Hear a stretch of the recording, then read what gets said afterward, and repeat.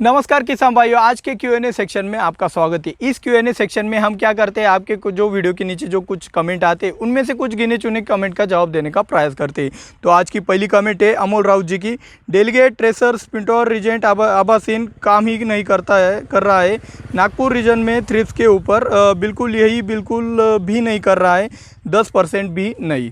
तो भाई delegate tracer sphincter यानी कि सब तरीके के केमिकल आपके इस्तेमाल करने के बाद भी आपके फसल के ऊपर काम नहीं कर रहे, तो ऐसी सिचुएशन में आपको बायो 303 का अंतिम इलाज करके देखना है। फिर भी काम नहीं करता है तो भाई बात ही कुछ अलग होगी, क्योंकि वहाँ पे कुछ अलग इंसेक्ट का भी अटैक हो सकता है या फिर इसी का अटैक होगा।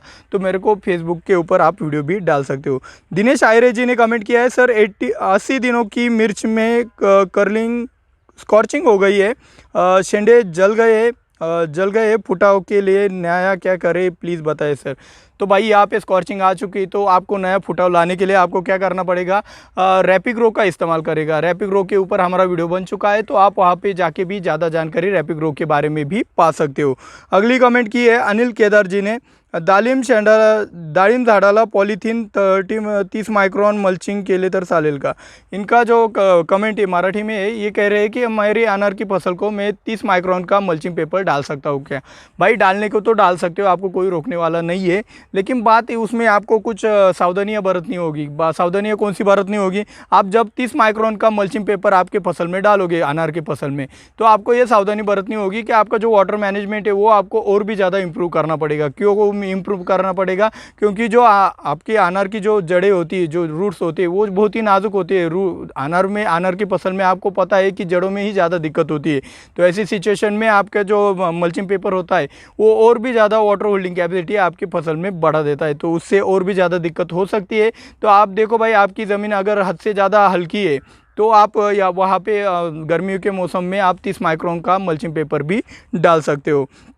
विनोद इंगळे जी ने कमेंट किया है, सर विराट को जमिनीतून दिलं तर वांगीवरील shoot borer fruit borer control होईल का। इनका कहना है कि विराट को अगर मैं ज़मीन के माध्यम से देता हूँ तो मेरे सब टाइप के बोरर है वो कंट्रोल हो जाएंगे। कि भाई बिल्कुल हो जाएंगे। उसकी जो प्रथम अवस्था होती है, पहली अवस्था होती है, उसको ही ये रोक देता है। अगर आप प्रिवेंटिव में इस्तेमाल करते हो तो आपका ये बोरर बहुत अच्छी तरीके से कंट्रोल हो जाएंगे। मधुरकांत जी ने कमेंट किया है, sir tell me about mango dieback and suggest a good combination. भाई अगर आपको सॉइल बर्न डिसीज़ अगर आपको कंट्रोल करना है, यानी कि आपकी ज़मीन में आपकी जड़ों को होने वाले जो डिसीज़ होते हैं उनको अगर कंट्रोल करना है, तो उसको आप स्प्रेइंग के माध्यम से कंट्रोल नहीं कर सकते। प्रिवेंटिव के लिए आप एलेट का इस्तेमाल कर सकते हैं, जो कि ऊपर से नीचे की ओर जाता है और नीचे से ऊपर की ओर जाता है। तो वो अकेला छोड़कर आप किसी भी पेस्टिसाइड का इस्तेमाल नहीं करें स्प्रेइंग के माध्यम से, तो आपके लिए अच्छा है। अगर डाईबैक का प्रॉब्लम है तो आपको जड़ों के माध्यम से ही आपको रोको हो गया कॉपर सल्फेट की ड्रेंचिंग करनी पड़ेगी, तभी जाकर वो आपका डाईबैक अच्छी तरीके से कंट्रोल हो जाएगा। और डाईबैक आने की सबसे बड़ा कारण जो होता है वो आपका वाटर मैनेजमेंट होता है। तो सबसे पहली बात कि वाटर मैनेजमेंट अच्छी तरीके से सुधार लेना भाई।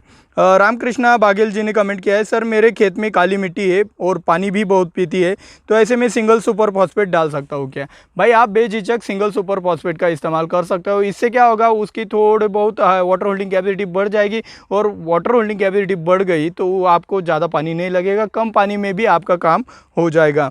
श्रीनिवास अस्पे जी ने कमेंट किया है, खराब मौसम मतलब कैसा मौसम।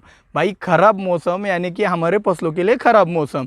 अभी खराब मौसम की डेफिनेशन बतानी जाए तो आपके फसल के ऊपर जिस मौसम में डिसीज़ आते हैं, जिस टेम्परेचर के कारण, ह्यूमिडिटी के कारण, तो वो मौसम अगर बन गया तो वो आपके लिए खराब मौसम है, बाकी कुछ नहीं। तो अगली कमेंट है अमित मायवड़े जी ने की है, भाई सारे केमिकल स्प्रे कर चुके हैं हम बट ब्लैक थ्रिप्स कंट्रोल नहीं हो रहा है। सबसे ब्लैक थ्रिप्स फ्लावर में रहते हैं, में मर नहीं रहे, सल्फर डस्टिंग ही रह गया है अब। भाई सल्फर डस्टिंग से आपका ब्लैक थ्रिप्स कंट्रोल नहीं होता है। पहली बात, सल्फर आपके माइट्स को कंट्रोल करता है, ना कि आपके थ्रिप्स को, पहली बात। दूसरी बात ये है कि अगर आपको माइट्स कंट्रोल करने, अगर आपने डेलीगेट स्पिंटर का भी इस्तेमाल कर लिया है तो वहाँ पे आपके लिए सबसे बढ़िया रहेगा बायो 303। तो ब्लैक थ्रिप्स कंट्रोल करने में और भी ज़्यादा दिक्कत आती है, क्योंकि एक बार तो आपके पीले थ्रिप्स आसानी से कंट्रोल हो जाते हैं, लेकिन ब्लैक वाले जो थ्रिप्स होते हैं वो बहुत ही मजबूत होते हैं, उनको रोक पाना बहुत मुश्किल होता है। तो यहाँ पे आप बायो 303 का इस्तेमाल करके भी आप उन थ्रिप्स को रोक सकते हो।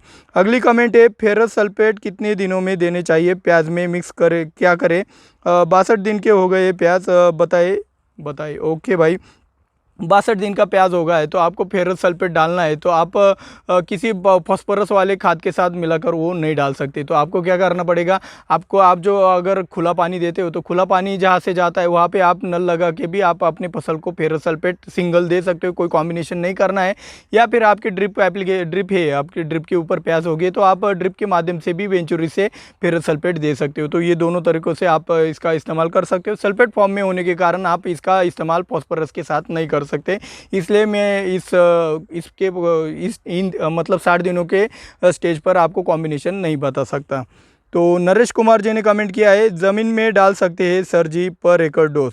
भाई ब्लू कॉपर तो आपको ज़मीन में डालना है तो आपको एक बात ध्यान में रखनी है कि भाई इमरजेंसी यानी कि डायबैक है, आपका जो रूट को जो फंगस लगा है, विल्ट हो गया, तो ऐसी फंगस जब आपके आउट ऑफ कंट्रोल हो जाती है तभी आपको ब्लू कॉपर हो गया या फिर कॉपर सल्फेट बोला मैंने, वो आउट ऑफ कंट्रोल होने के बाद ही आपको वो ज़मीन के माध्यम से इस्तेमाल करना है। ऐसे नहीं कि भाई उठ गए और दे दिया, ऐसा नहीं करना है। आपको पहले बाकी के कंट्रोल भी आजमा के देखने होंगे, उससे कंट्रोल नहीं हुआ तो फिर इसके ऊपर आप आ सकते हो।